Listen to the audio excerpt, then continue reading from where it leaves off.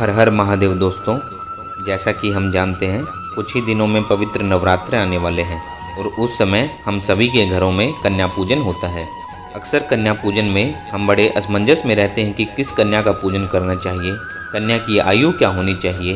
आइए श्रीमद् देवी भागवत पुराण में कन्या पूजन की आयु के बारे में और कैसे कन्या पूजन करना चाहिए उसके बारे में क्या लिखा है, आइए जानते हैं।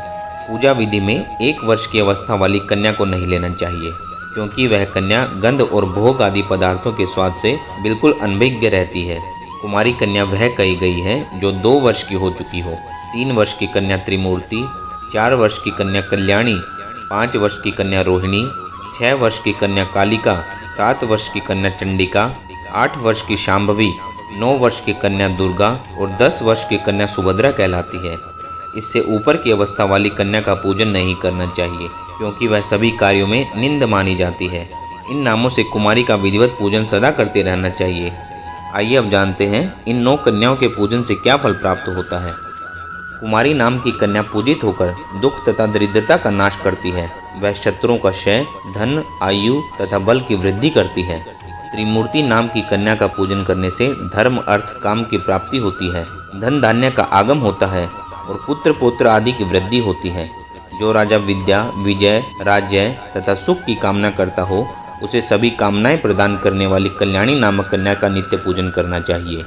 शत्रुओं का नाश करने के लिए भक्तिपूर्वक कालिका कन्या का पूजन करना चाहिए। धन तथा ऐश्वर्य की अभिलाषा रखने वाले को चंडिका कन्या की सम्यक अर्चना करनी चाहिए।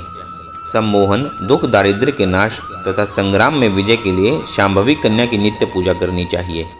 क्रूर शत्रु के विनाश एवं उग्र कर्म की साधना के निमित्त और परलोक में सुख पाने के लिए दुर्गा नामक कन्या की भक्तिपूर्वक आराधना करनी चाहिए। मनुष्य अपने मनोरथ की सिद्धि के लिए सुभद्रा की पूजा करे और रोग नाश के निमित्त रोहिणी की विधिवत आराधना करे।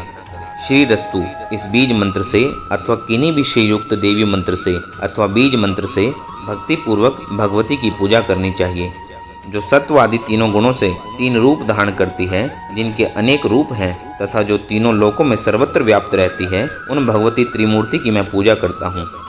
निरंतर पूजित होने पर जो भक्तों का कल्याण करती हैं, सब प्रकार की कामनाओं को पूर्ण करने वाली उन भगवती कल्याणी की मैं भक्तिपूर्वक प्रार्थना करता हूँ। जो देवी संपूर्ण जीवों के पूर्व जन्म के संचित कर्म रूपी बीजों का रोपण करती है, उन भगवती रोहिणी की मैं उपासना करता हूँ। जो देवी काली कल्पांतर में चराचर सहित संपूर्ण ब्रह्मांड को अपने में विलीन कर लेती हैं, उन भगवती कालिका की मैं पूजा करता हूँ। अत्यंत उग्र स्वभाव वाली, उग्र रूप धारण करने वाली, चंड मुंड का संहार करने वाली तथा घोर पाप का नाश करने वाली उन भगवती चंडिका की मैं पूजा करता हूँ। वेद जिनके स्वरूप हैं, उन्हीं वेदों के द्वारा जिनकी उत्पत्ति के कारण ही बताई गई है, उन सुखदायिनी भगवती शांभवी की मैं पूजा करता हूँ। जो अपने भक्तों को सर्वदा संकट से बचाती हैं, बड़े बड़े विघ्नों तथा दुखों का नाश करती हैं और सभी देवताओं के लिए दुर्गेय हैं, उन भगवती दुर्गा की मैं पूजा करता हूँ। जो पूजित होने पर भक्तों का सदा कल्याण करती हैं, उन अमंगल नाशिनी भगवती सुभद्रा की मैं पूजा करता हूँ। सभी भक्तों को माता से ऐसी प्रार्थना करके वस्त्र, भूषण, माला, गंध आदि श्रेष्ठ उपचारों से इन मंत्रों के द्वारा सर्वदा कन्याओं का पूजन करना चाहिए। हर हर महादेव दोस्तों, यह था श्रीमद् देवी भागवत पुराण में कन्या पूजन और उनकी उम्र के बारे में वर्णन। हर हर महादेव।